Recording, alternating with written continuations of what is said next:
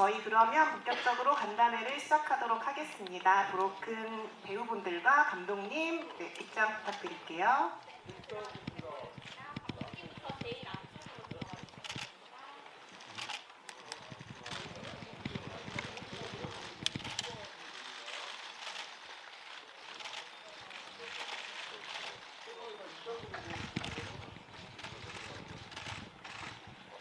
네, 각자 자리에 착석해 주시고요. 김진환 감독님부터 마이크 잡으시고 오늘 오신 기자님들께 인사 한 말씀씩 부탁드릴게요. 네, 안녕하세요. 브로큰 감독 김진환입니다. 귀한 시간 내주셔서 진심으로 감사드리고요. 네, 오늘 유익한 시간 됐으면 좋겠습니다. 감사합니다. 네, 브로큰에서 사무연대 정환식입니다. 반갑습니다. 어떻게 보셨는지 모르겠네요. 네, 뭐 이런저런 이야기 좀 나눠보시죠. 감사합니다. 브로큰에서 헌영역을 맡은 김영일입니다. 반갑습니다. 오늘 감독 말씀드리기 시간이 됐으면 좋겠네요. 네, 안녕하세요. 민태 역할을 맡은 하정우입니다. 반갑습니다. 네, 안녕하세요. 문영 역을 연기한 이다은입니다. 반갑습니다. 네, 병규역 연기한 이성재입니다. 반갑습니다. 감사합니다. 예, 먼저 제가 기획하고 시나리오 작업을 했을 때부터 염두에 뒀던 배우님들하고 함께 작업을 하게 돼서 상당히 긴장됐고 설렜고요. 그리고 그 영화를 만드는 과정 안에서 제가 미처 캐치하지 못한 부분들을 배우님들께서 많이 보완해 주시고 같이 만들어 주셔서 매우 뜻깊은 시간이었던 것 같습니다. 네. 지금 다시 한번 감사드립니다.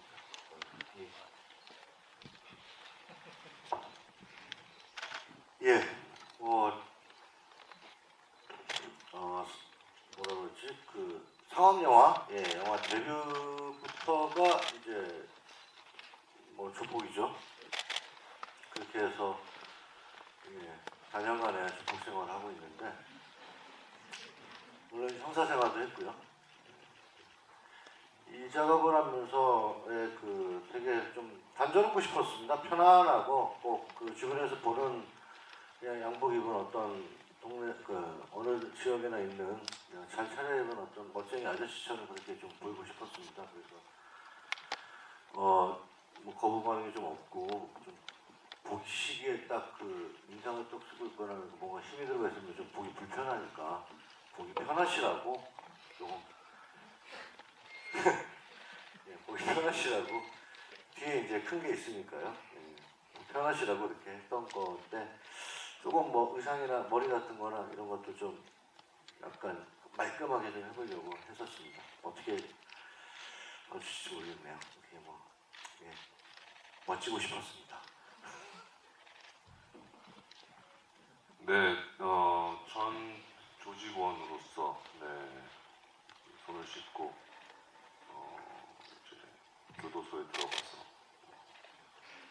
뭔가 새로운 이제 삶을 살아보려고 했으나 출소 후에 피를 나는 남동생이 이제 죽게 되는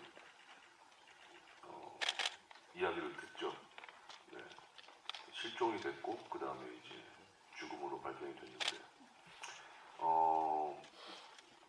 뭔가 새롭게 살려고 시도를 했던 바뀌려고 노력을 했던 그것이 하루아침에 이제 무너지게 됐던 거고 깨지게 됐던 거고 그러면서부터는 주저함이 없었던 것 같아요. 생각할 시간도 없고 그래서 영화 후반까지 그냥 전력 질주하는 인물이 아닌가 라는 생각이 듭니다. 사실 감독이 영화를 기획하고 준비하면서 어떤 그 영화에 대한 결과를 예측하기가 상당히 힘듭니다. 그래서 그 어떤 결과를 미리 염두에 두고 작업을 하거나 그런 마음 상태를 유지하지는 않았고요. 그 대신 이제 하정우 선배님하고 같이 이제 작업하는 과정 안에서 참 같이 영화를 만들어 간다는 느낌이 되게 강했고 그런 부분에 있어서 예, 좋은 결과로 이어지지 않을까 하는 개인적인 마음이 있습니다.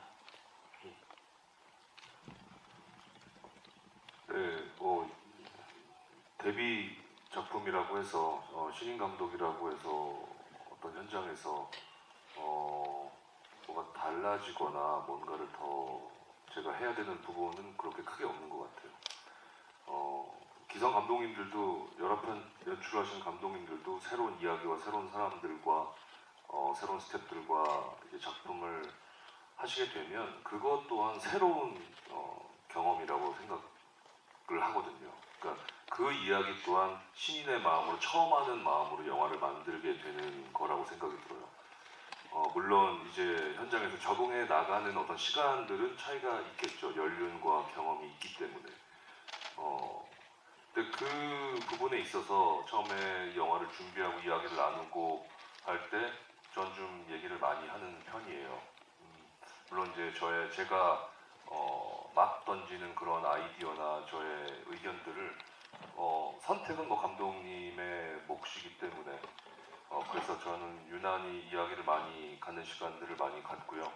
이번에도 특히나 좋았던 점은 김진환 감독님과 이 준비를 하면서 아까도 감독님께서 같이 만들어 간다라는 말씀을 해주셨는데 굉장히 유연하게 많은 상황들을 한 발자국 떨어져서 감독님께서 이 시나리오와 이 시나리오를 그렇게 바라봐 주시더라고요. 그래서 두서없는 저의 의견과 아이디어였지만 그런 것들을 어떤 시작점이 돼서 참 많은 이야기들을 나눴던 것 같아요. 그런 부분에서 그런 유연함을 갖고 장편 영화의 데뷔를 한다는 것은 굉장히 큰 이점이 있고 제 개인적인 생각으로는 그래서 굉장히 현장이 어느 기성 감독님 현장 못지않게 굉장히 마음 편하게 작업에 임했었던 것 같고요. 캐릭터는 그렇죠. 이 민태라는 인물의 동선 자체가 어떤 누구를 쫓는 부분이 있기 때문에 황해 구나미하고도 네, 많이 닮아 있다라고 생각이 들었어요. 동선 자체가 그러하기 때문에. 근데 외모도 뭐 머리가 짧은 스타일의 수염을 기르고, 근데 이것은 사람이 어떤 사람이든지 자기의 외모를 가꿀 시간이 없다라는 거죠. 구나미도 그랬었고 민태도 그랬었던 것 같아요. 그러니까 저 역시도 어떤 것에 몰두하거나 집중을 하면 저의 외모를 가꾸고 뭔가 단장을 할 시간이 없는 거잖아요. 저 역시도 일상생활에서 그러한데 아마도 그렇게 자연스럽게 외모를 방치한 그러한 모습이 아마도 구나미가 처한 상황과 비슷하기 때문에 오버랩 되지 않았을까라는 생각이 듭니다. 예, 저희가 그 시나리오 수정 작업을 하면서 어떤 시대 배경에 대해서 많은 고민을 했었는데요. 그 당시에 어떤 명확한 그 연도나 시기를 좀 구체화하기보다는 그 불명확한 어떤 시대 배경으로 이제 시작을 해서 그 명확성을 하나씩 이제 채워 나가보자라는 생각을 했었습니다. 그래서 지금 완성된 버전에서는 한 2000년도 초반의 어떤 시대 배경을 가져갔던 부분이 좀 있고요. 그리고 이 이야기를 처음에 기획하게 된 계기는 영화에서 이제 등장하는 문영의 어떤 이야기를 처음에 떠올리면서 그로부터 이제 이야기가 파생된 기억들이 있거든요. 그래서 문영과 주변에 그 얽히고 설켜 있는 인물을 통해서 이야기를 만들어 보자라는 생각에 지금의 이야기가 완성된 것 같습니다. 일단 그 베스트셀러 작가가 된 거를 축하해 주셔서 너무 감사드리고요. 제주제의 베스트셀러 작가라는 거 이런 생각을 했었는데 그 초반에 긴장감 제가 이 시나리오를 읽었었을 때 좋았던 건 긴장감을 계속 유지할 수 있는 또 다른 인물이라는 점도 역할이 크지는 않아도 긴장감을 계속 갖고 갈 수 있는 것들 되게 매력이 있다고 생각을 했었고, 근데 그게 너무 과하지 않게 민태가 어떤 의문의 죽음을 쫓아가는 과정 안에서 이게 뭐가 있는 것 같은 느낌이 긴장감을 계속 끌고 가긴 하지만 너무 과하면 안 될 것 같다라는 생각을 많이 했었어요. 그래서 그 조절에 대한 고민들을 좀 했었던 것 같고, 그리고 문영이하고의 관계는 저도 시나리오를 읽고 감독님한테 이야기를 많이 질문했었어요. 어떤 관계까지 생각을 하고 계시고 어떤 이게 어떻게 하다 보니 이렇게 이 소설을 쓰는데 이 죽음에 대한 이야기들을 하게 됐는지 궁금하다라고 했었는데, 이제 감독님이랑 저희가 합의를 한 건 문화생이고 이런 것들 떠나서 이제 작가도 어떤 여러 사람에 대한 삶에 대해서 본인 이야기를 쓰는 작가분들도 계시겠지만 인터뷰를 하는 과정에서 문영이를 만나게 되고 문영이가 갖고 있는 어떤 삶의 고독한 느낌 또 고충 여러 가지 어려운 점에 대해서 인터뷰를 하다 보니까 그 인터뷰들을 갖고 그 한 여자의 인생 또 그런 부분들을 소설로 쓰게 되고, 거기에 대해서 그 소설도 어떤 한 여자의 인생에 대한 책임감 이런 부분들을 갖고 있는 입장이라고 생각을 했어요. 그래서 삶의 어떤 살아가면서의 동료 아니면 어떤 되게 어려운 부분들을 들어줬었던, 상담을 했었던, 아니면 인터뷰를 했었던 그런 관계 정도라고 생각을 해서 거기에 대한 책임감으로 문영이를 계속 찾아다니지 않았나라고 이제 설정을 했었습니다. 네, 일단 코로나가 한참 막 들끓었을 때 어떤 첫 번째 파도가 지나고 나서 이제 처음으로 촬영을 하게 된 작품이었고, 어떤 그런 고립의 시간과 어떤 그러한 혼자만의 시간을 보내고 나서 만난 첫 작품이었어요. 그랬을 때 이 작품의 시나리오를 받아들고 가장 먼저 떠올랐던 것은 주어진 환경에 적응을 해보자였던 것 같아요. 주로 로케이션 촬영지가 춘천이었고, 그 다음에 홍천, 그 다음에 강릉까지 이어지는 이 여정 속에서 그냥 그 여정을 보내면서 그 촬영지에 가서 그 냄새를 맡고 같이 함께하는 배우들의 눈을 보면서 있는 만큼만 표현을 하자가 저희 이번 작품의 목표였던 것 같아요. 물론 감독님이 집필하신 이 시나리오 자체도 굉장히 하드보일드하게 느꼈었고, 전혀 꾸밈이나 어떤 화려함이라고는 전혀 없었던 것 같아요. 그 캐릭터를 같이 디자인을 하면서 아까도 말씀드렸지만 있는 그대로 해야겠다. 우스운 얘기지만 메이크업도 하지 않고 그저 그날 주어진 나의 얼굴을 가지고선 연기를 했던 것 같아요. 그러다 보니까 내가 어떻게 표현할지에 집중하기보다는 그냥 현장에서 어떤 냄새가 났고 어떤 빛이 있었고 어떤 느낌이구나 라는 것에 집중하면서 연기를 했던 것 같아요. 그것이 이 영화를 완성하는 데 있어서 어떻게 기여를 했는지는 모르겠지만 철저하게 저는 그냥 그런 제가 아닌 주변 상황에 더 집중을 하면서 작품에 임했던 것 같아요. 그러면서 뜻밖의 표정이나 아까 말씀하셨던 뜻밖의 계산되어지지 않은 그러한 연기 표현들이 나오지 않나라고 그냥 예상을 해봅니다. 네, 이어서 감독님. 예. 제가 이 영화에서 감독으로서 어떤 이런 부분은 좀 전달하고 싶다라는 부분은요. 이 영화에서 관객들이 문영을 어떻게 바라볼지에 대해서 좀 많은 생각을 했었습니다. 그리고 그 문영을 바라보는 어떤 그 심정과 문영은 왜 저런 상황에 놓일 수밖에 없었을까, 그리고 그 문영을 서서히 이제 알아가는 어떤 민폐의 어떤 심정이 영화 안에 좀 녹아들었으면 좋겠다라는 생각을 했었고요.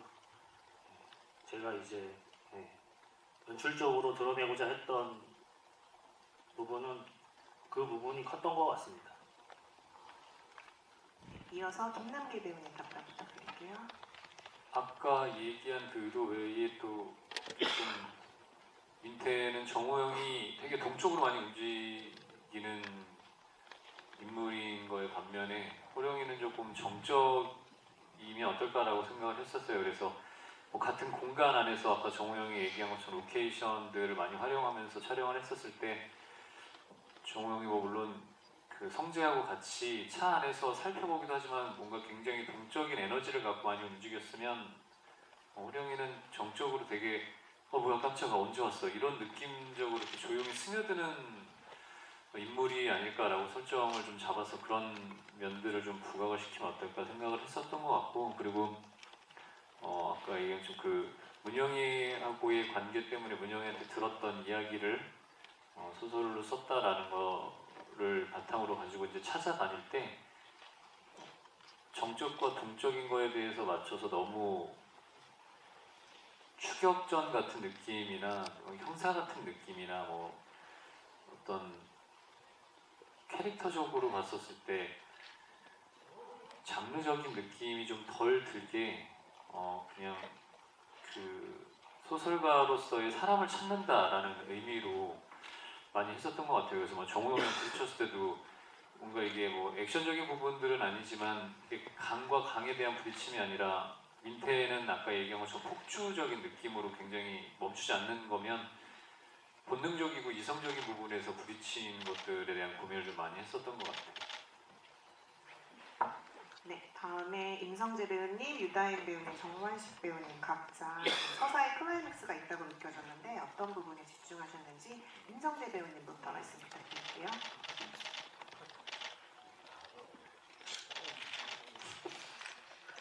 네. 또 병규는 일단 베스트셀러 작가는 아니지만 베스트 드라이버이고요.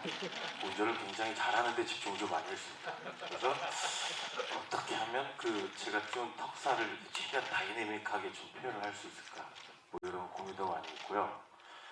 그리고 그 형님과 함께 동행하면서 그 다른 마음을 먹고 있는 나름 유일한 인물이기 때문에 그런 거를 이제 순간순간 어떻게 잘 표현을 해보자. 그 방점은 이제 마지막에 일을 치르는 그 표정 하나 혹은 그다음에 제가 이제 사고를 당해서 형님이 왜 그랬냐고 물어봤을 때 뭐 수동적인 인물이기 때문에 얘는 뭐 시키는 대로 살아온 그런 사람이기 때문에 죄송하다는 말밖에는 뭐 할 게 없는 그런 오디오 하나 그 정도에 아주 집중을 많이 했던 것 같습니다. 예.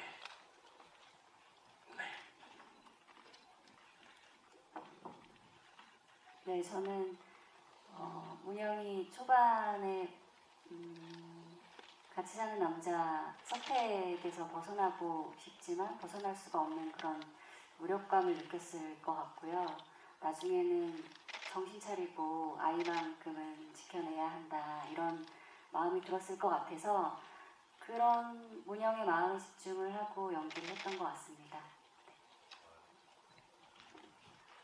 예, 그 아까 말씀을 조금 드린 거에서 이제 좀 더 말씀을 드리자면은 대사 이렇게 긴 거 그렇게 좋아하지는 않습니다. 그래서 다행히 대사 짧기에 여기에 무슨 표정이라든지 말의 투시라든지 이런 게 너무 세지면은 너무 뻔하고 재미없을 것 같아서 그래서 부드럽게 편안하게 했던 거고요. 그리고 노력을 한 거는 뭐 노래 연습을 했습니다. 열심히 했습니다. 그리고 보니까 기억이 나. 저도 이제 오늘 영화를 보고 기억이 난 건데 마지막 대사를 우리가 바꿨잖아요. 원래 대본에서 있던 거 말고. 예. 그래서 아침에 왔더니 대사가 다른 거 어떻게 했냐고 그래서 고민하다가 얼굴 봤으면 되지 않느냐라고 바꿨던 거가 보니까는 좋은 것 같아요. 얼굴 봤으니까. 그리고 오너를 많이 이제 역할들을 많이 하면서 명령을 내리고 뭐 이렇게 많이 하면서 이렇게 어떤 기운이라든지 또는 시선으로 많이 제압하고 누르고 했던 것들이 많았는데 이제는 이제 그게 너무 뻔하고 뭐 나오자마자 그렇게 해버리면은 아 제가 죽였구나 제가 시작이구나라고 뻔히 아실까 봐서 그냥 이거 왜 왔지 뭐 이렇게 그냥 했던 건데 잘 먹히길 바라봅니다. 감사합니다. 그 쇠파이프 감독님이 예전에 알바 하시면서 그 파이프 자르는 알바를 하셨는데 그때 일화를 들려주셨었어요. 그때 이제 그 쇠파이프를 보고 아 참 뭔가 맞으면 아프겠구나 라는 생각을 하셨대요. 당연히 아프겠죠. 네. 특히 또 굉장히 낯선 도구죠. 네. 액션씬을 할 때 특히나 기억자로 꺾여져 있는 이 부분이 특히나 좀 새로웠던 것 같아요. 그래서 감독님께서 그러한 거를 제안을 해주셨을 때 아 굉장히 흥미롭겠다. 액션씬을 찍을 때 그렇다면 이거를 어떻게들 가슴에 지니고 다닐까. 그래서 가방 속에 백팩에 넣고 다니자. 그리고 유사시에 꺼내서 휘두를 수 있게끔 이제 가방 백팩까지 이제 설정을 하게 된 거고 마지막 부분에는 이제 동생의 장례를 치르고 왔을 때는 뭔가 종이백에 담아서 가면 좀 더 재밌지 않을까라는 또 생각이 또 들었었거든요. 그래서 종이백에 넣어서 가지고 다니는 마지막의 시퀀스를 이제 같이 감독님과 얘기하면서 이제 정하게 됐던 거예요. 네, 그렇습니다. 예, 뭐 제가 그 파이프를 설정하는 계기는요. 선배님이 말씀하셨듯이 예전에 제가 단편영화 제작비 벌려고 배관 설비 현장 일을 했었는데 그때 아침에 출근하면 늘 하는 일과가 파이프를 재단하고 자르고 뭐 그런 일이었습니다. 근데 그때가 너무 추운 한겨울이었는데 그때 차가운 어떤 파이프를 보면서 상당히 날선 이미지와 뭔가 맞으면 많이 아프겠다는 생각을 하면서 기계적으로 일했던 시간들이 있었거든요. 근데 이제 그런 부분들이 추후에 이 시나리오를 작업하고 밑에 캐릭터를 만들면서 그런 설정을 가져가게 되었습니다. 네, 반가웠습니다. 반가웠고 이 영화 안에서 메인 스토리를 같이 함께 뭔가 민트의 입장에서 제 개인적으로 같은 편에서 뭔가 해냈으면은 작업을 하는 부분의 입장에서는 굉장히 흥미로웠을 거라고 생각이 드는데 이번에는 좀 그렇게 많이 만나지는 못했어요. 클로젯만큼은 나중에 그 터미널역에서 제대로 이제 만나게 되는데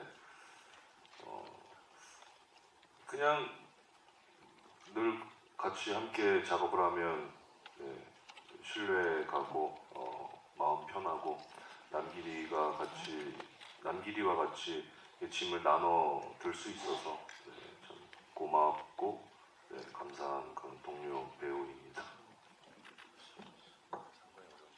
뭐 저도 너무 개인적으로 반가웠고요.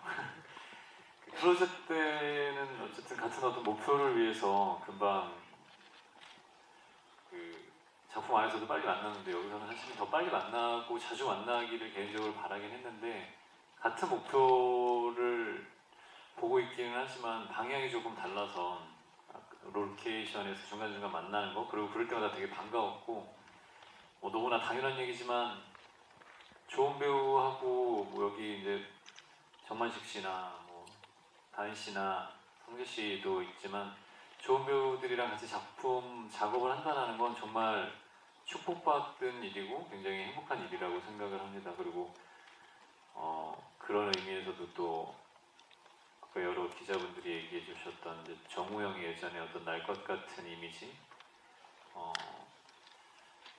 그, 그 뭐지?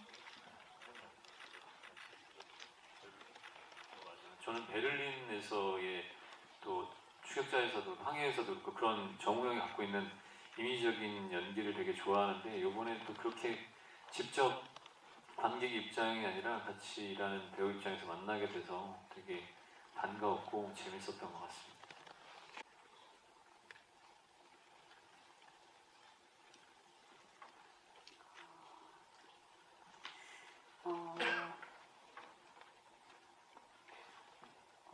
이렇게 얘기하면 어떻게 들릴지 모르겠는데 저는 굉장히 편했거든요.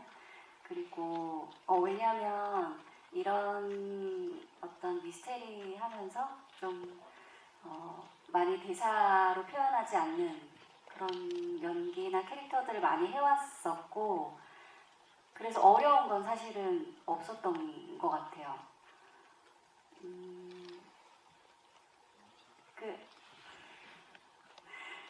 그래서 처음에 제안을 받았을 때 이 캐릭터에 잘 어울리겠다고 생각했던 것 같습니다. 예, 그 두 가지 부분이 다 고려가 된 거고요. 어떤 이 영화가 대중영화이다 보니까 많은 거를 다 담기에는 좀 쉽지 않은 부분이 있었고 어느 지점에 포커스를 좀 더 맞춰서 이야기를 진행시켜야 되는 부분이 좀 있었습니다. 그래서 지금과 같은 이야기가 된 것 같고요. 그리고 어떤 여운을 남겨야겠다고 의도적으로 만들었다기보다는 문영과 호령의 어떤 관계가 영화 안에서 이 정도 이런 관계로 뭔가 진행이 되어도 어느 정도 이 정서적인 부분은 전달할 수 있지 않을까라는 생각을 했었습니다. 그래서 지금과 같은 관계가 설정되지 않았나 생각합니다. 예, 그 브로큰이라는 제목으로 이제 가져간 이유는요. 어떤 민폐의 어떤 심정을 대변할 수 있는 어떤 그 정서를 제목으로 선정을 하면 어떨까라는 의견이 모아져서 그런 부분에 있어서 브로큰이라는 제목을 선정하게 되었고요. 그 영화의 전체적인 어떤 맥락과 영화의 결을 압축해서 제목을 선정했다기보다는 어떤 그 민폐의 정서에 좀 더 맞춰서 선택을 했다고 보시면 될 것 같습니다. 예,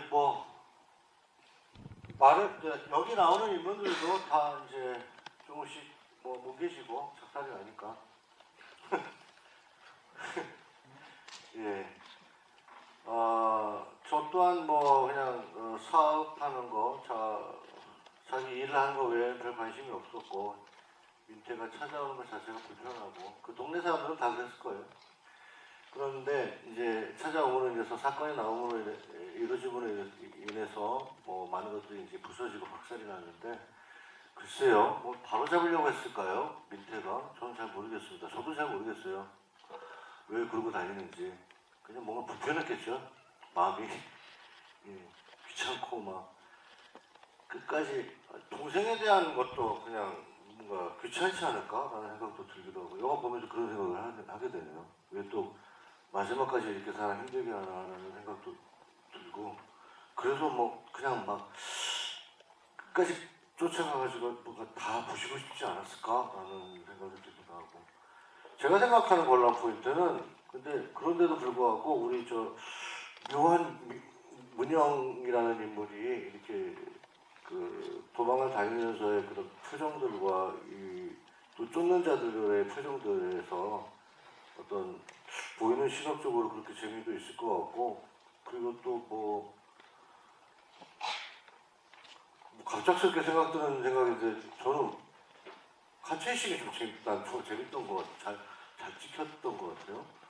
예, 운전들을 잘해서 그런지 카체이식이 참 잘 봤습니다. 네.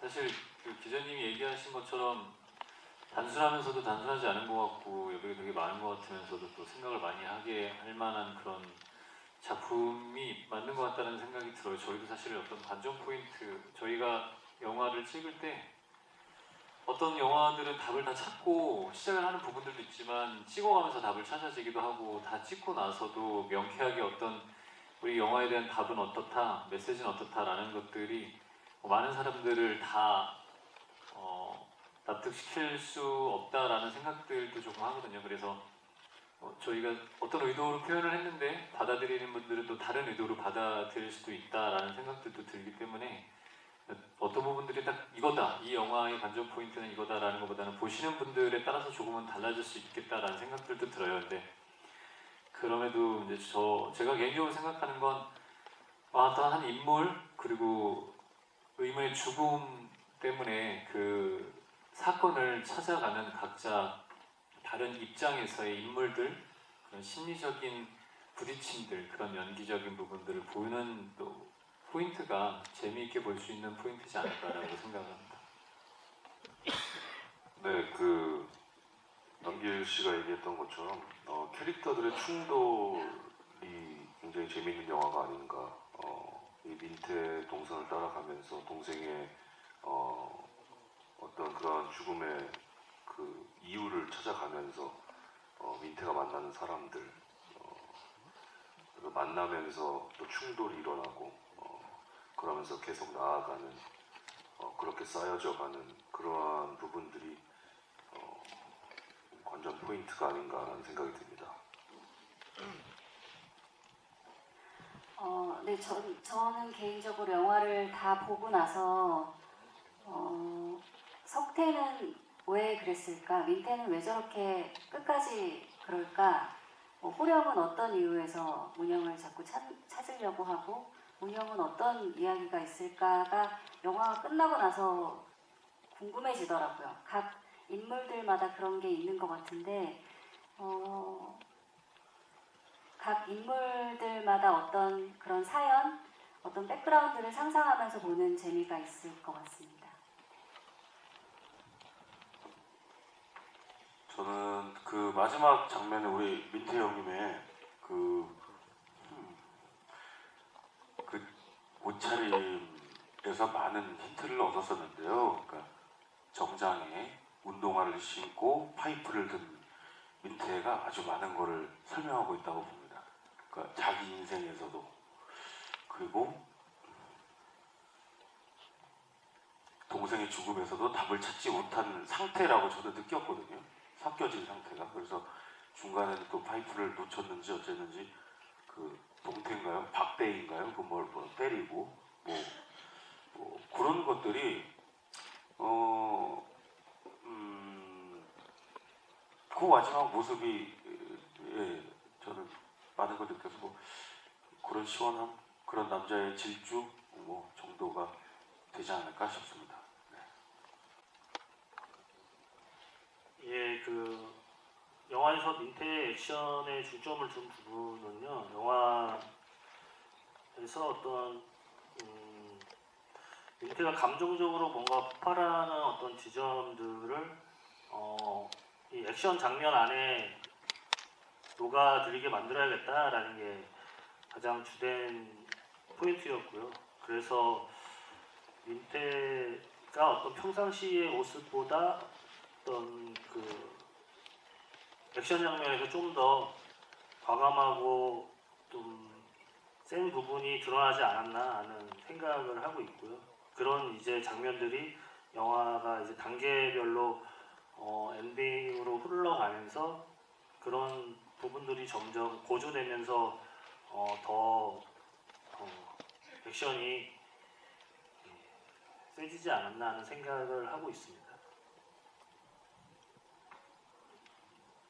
네, 그 뭐 민태가 휘두르고 있는 이 폭력은 어떤 뭐 명분이나 뭐 정당성이 있다고 하더라도 그것은 잘못된 것이죠. 네, 악이 악을 심판하는 것이 아닌가 싶어요. 민태는 절대 일반 사람들을 에게 이 영화 안에서 뭐 해를 가하거나 그렇지 않죠. 물론 뭐 이 호령이라는 인물에게는 또 좀 예외가 있는 부분이고 또 후반부에 택시를 강탈해서 타고 가는 것도 약간 그 예외이긴 하지만 조직원들을 주로 상대를 하면서 그들에게 맞춰진 어떤 그런 화법 같은 것 같아요.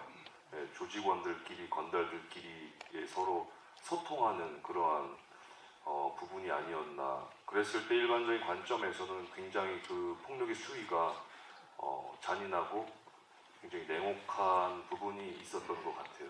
네. 이게 처음에 감독님께 드린 질문을 제가 조금 더 설명을 드리자면 아까 그 현장성이라는 것에 대해서 일단 이 노남석 무술 감독이 어제 감독님과 같이 이 액션의 전체 시퀀스를 디자인을 하면서 준비를 하면서 또 콘티를 짜면서 물론 이렇게 하나하나 치밀하게 준비를 했었고 현장에 가서 그 현장에 있는 어떤 소품이라든지 어떤 지형지물 그다음에 후반부에 그 부둣가에서 이용한 어떤 생선, 냉동된 생선을 활용을 한다든지 그러한 것들을 다 열어놓고 그 액션 시퀀스에 촬영을 하는 그 촬영지에서 그때 이제 최종 결정을 하게 됐던 것 같아요.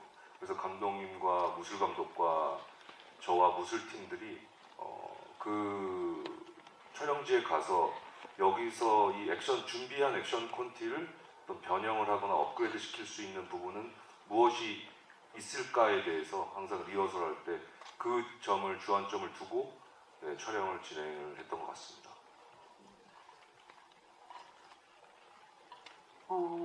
촬영 당시를 생각해보면 뭔가 다른 거를 표현하고 싶다거나 그런 생각은 사실 못했던 것 같은데 지금 영화를 다 보게 되니까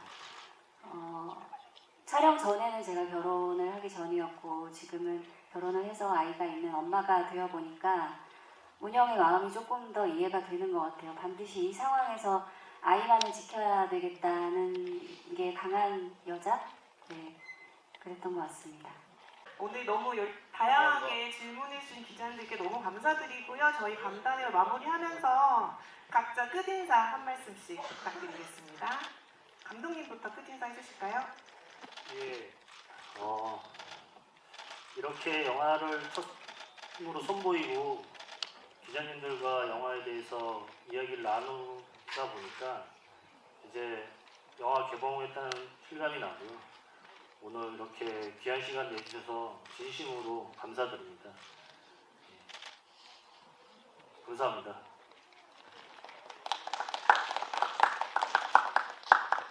네. 욕설이 난무하고 죄송합니다. 아까 오랜만에 제가 하다 보니까 너무 편하게 얘기를 했나 봐요. 죄송합니다. 무리를 끼치는 끝으로 드리고 싶은 말씀은 욕설과 이런 폭력이 난무하는 거는 극장에 오셔서 영화를 보시면 되실 것 같습니다. 뉴스에서는 안 봤으면 좋겠어요. 저희 영화라 폭력은 폭력적이고 그리고 재밌는 이야기는 저희 브로큰과 함께 해주시면 감사하겠습니다. 감사합니다.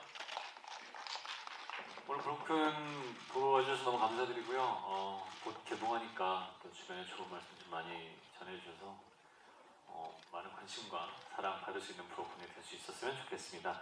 2025년 새해 복 많이 받으시고 항상 건강하시고 행복하세요. 감사합니다.